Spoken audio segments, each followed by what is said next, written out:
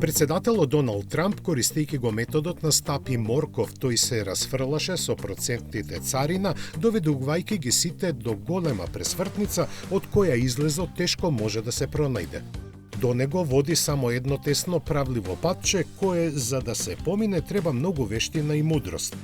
Со ограничувањето на конкурентноста на странските компании и истовремено спречувајќи ги домашните производители профитот да го остваруваат на друго место, тој е на мисла дека работи за доброто на американскиот народ, за кој ќе има поголеми плати и повеќе работа.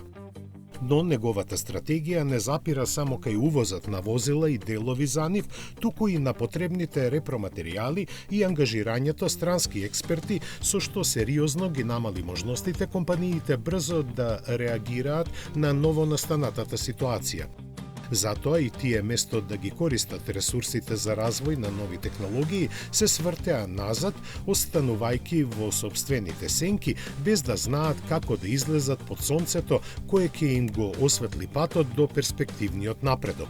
На работниците пак им останува да се надеваат дека ветените поголеми плати ќе им стигнат за да ги покријат повисоките цени и трошоци за живот.